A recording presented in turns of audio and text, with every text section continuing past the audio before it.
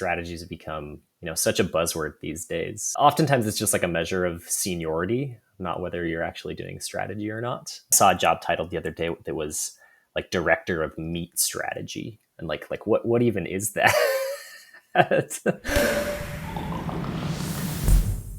That's how you tell whether a boba place is good or not is what's the texture of their boba. So joined on the strategy team for Walmart's previous CTO. I'm now with Snowflake doing go-to-market strategy. A lot of people say like, oh, this is our strategy. And you look at it and it's just like a vision or mission statement. It's not like a financial model. Strategy is much more holistic. As soon as it gets like broader and starts cutting across different teams and the project doesn't really have a clear owner, like at that point, that's when it's like true strategy.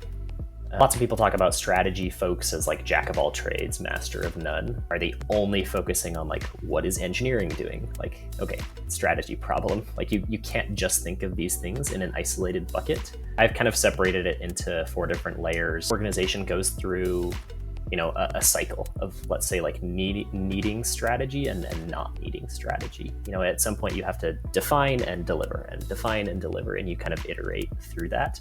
You have these like huge giant monolithic decks that like nobody ever looks at again.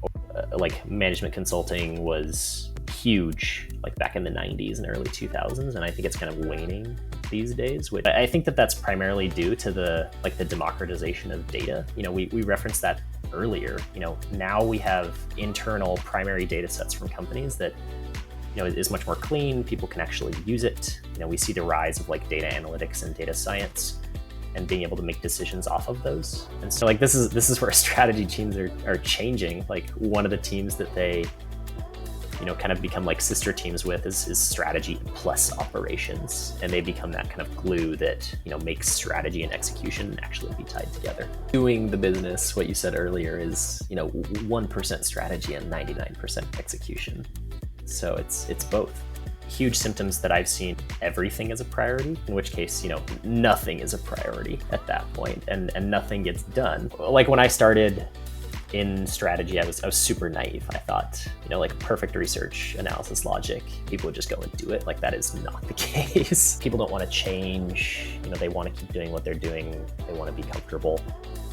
I mean, like some engineer off in the far reaches of the company, like they literally don't care. Like they just want to write their code and get their paycheck at the end of the day. Unfortunately, like don't care about the broader company. They just care about minimizing the pain that they get in their day-to-day job. Putting the organization over yourself in the end helps yourself more. It is just like a painful curve that you have to go through. That like somebody at Walmart said like cashiers can be strategic, and I was like, no. Like they're scanning stuff and putting it in bags. Like there is no strategy there. I mean, ultimately it all boils down to like who can have that structured thought process. Like at that point you can solve any problem if you've never heard of it before. If you can think about the drivers and go and learn about it in a structured way and then go and apply those learnings, like that's what strategy is. Strategy is as much about doing the right thing, and it's also about what you choose not to do.